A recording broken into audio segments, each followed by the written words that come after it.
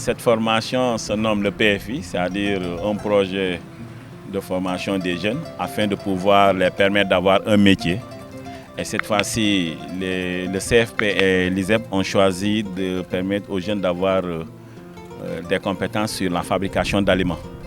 Et qui dit fabrication d'aliments, c'est l'utilisation des intrants qui peuvent nous venir du Saloum, parfois de Thiès, etc. En tout cas dans le Sénégal d'abord, avant au niveau international.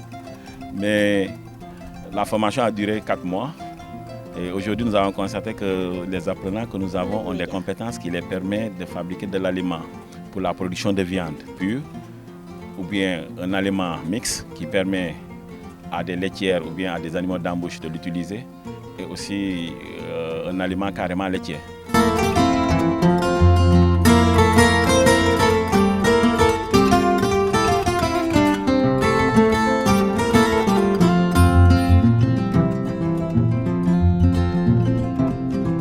Depuis qu'on a commencé, nous avons cherché d'abord des intrants au niveau du marché. Ils ont appris comment créer des partenaires et aller chercher les intrants, ils l'ont fait.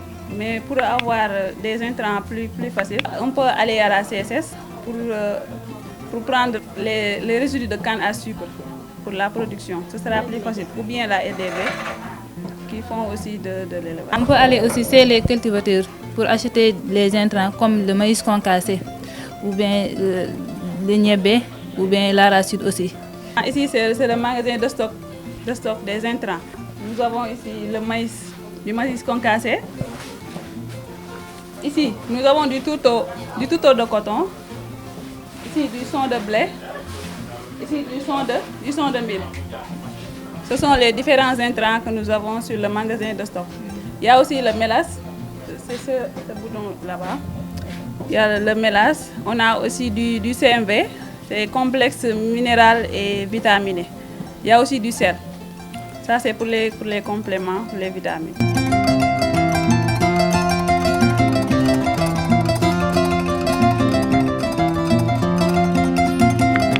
Après il y a la formulation qui les permet de mélanger les différents ingrédients. Et ils ont mis beaucoup d'ingrédients, il y a eu du son de blé, son de riz, il y a eu aussi un peu de mélasse, de calcium, etc. Donc à des proportions différentes par rapport à l'utilisation, l'objectif, un animal qui doit produire de la viande, ou bien un animal qui doit produire du lait, ou bien un animal qui doit produire les deux.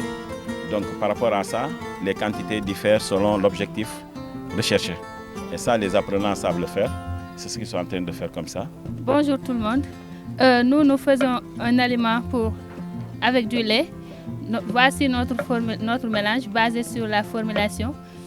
Cette provende elle est composée de maïs concassé, de son de riz, de son de blé et de tourteau d'arachide pour avoir une richesse en protéines.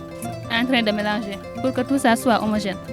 Si on a tous les produits, ça ne peut pas durer plus de 30 minutes. D'après avoir fait la provende là-bas, ici on a fait la continuité. C'est-à-dire on a ajouté seulement de l'eau avec de mélasse et du sel pour assurer une bonne granulation.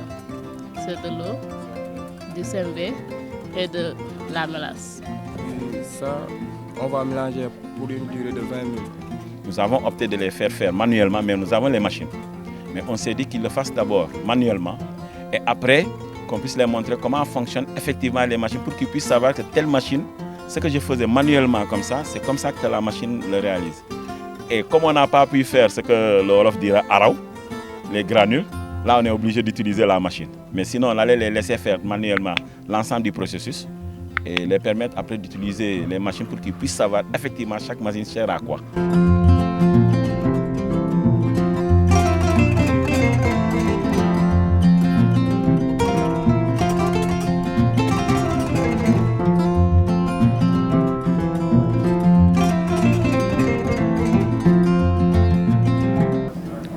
Après formulation et mélange du produit, nous allons passer à l'étape de granulation.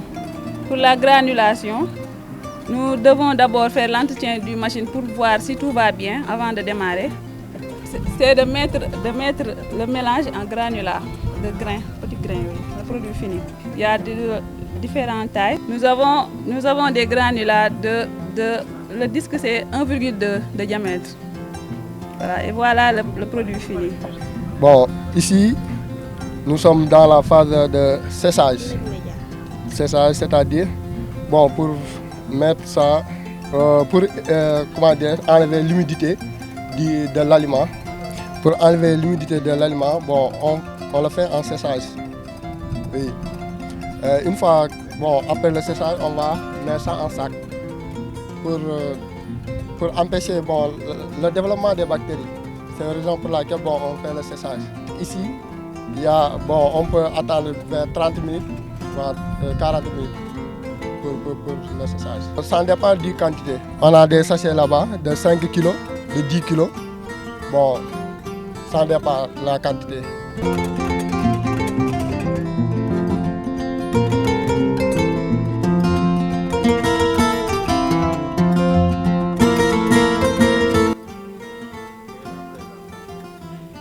Moi, c'est Elhadji Omar Tall. Je suis le responsable de la cellule d'appui à l'insertion du centre de formation professionnelle de Dagana. Je remercie Torres PT, Luxdev, l'ISEP de Richard Toll pour ce partenariat qui permettra aux bénéficiaires de réussir leur insertion professionnelle. Surtout avec l'incubateur du CFP de Dagana, ils pourront bénéficier d'un accompagnement qui leur permettra d'acquérir un certain nombre de compétences pour la gestion d'une unité de production d'aliments de bétail. Effectivement, c'est un projet très important du côté de l'insertion parce que si vous savez, vous n'êtes pas sans savoir qu'aujourd'hui au Sénégal, la facture alimentaire, c'est 65% pour chaque élevage. Donc quiconque qui a un élevage quelque part, il va te dire l'alimentation. Nous-mêmes, dans notre ferme, nous souffrons beaucoup parce que c'est beaucoup de millions qui parlent d'alimentation. Donc aujourd'hui, si ces jeunes parviennent à fabriquer leurs propres aliments et même voir comment ils peuvent innover, et ça va faciliter un peu de réduire un peu la facture alimentaire qui coûte très cher. Et quelque part aussi, voir comment éviter la compétition qui est au niveau de l'aliment usiné, qui nous vient de Dakar et autres. Il y a une compétition entre les hommes et les animaux. Mais là, ça nous facilite un peu d'utiliser les résidus de culture. Tout ce qui sont de riz, etc., nous vient d'ici. De la loup, etc., mais il y a moins de compétition.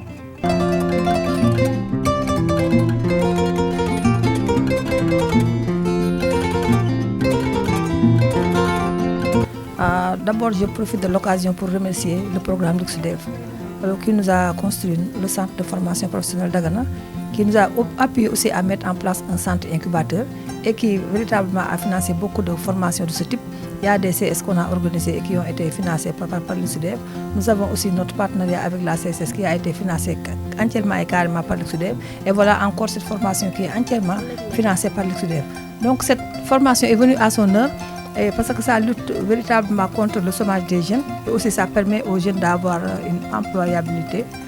Alors, et ensuite, ça nous permettra, après la formation, de les insérer au niveau de notre centre incubateur pour pouvoir véritablement chercher un financement pour eux, pour qu'ils puissent s'insérer correctement dans le tissu économique et social du pays. Donc nous avons regroupé les jeunes qui ont déjà terminé la formation et qui ont vraiment de la peine pour pouvoir décrocher un emploi correct. Alors ce sont ces jeunes-là qu'on a regroupés et vraiment nous remercions tous les partenaires aussi, techniques qui ont participé à la formation. Alors je vous nomme l'ISEP de Richard Toll, le service départemental de l'agriculture, mes collègues à moi et ensuite tous les services techniques qui nous ont appuyés dans ce programme. Donc je remercie encore le programme Luxdev qui n'a ménagé aucun effort pour nous accompagner depuis 2003.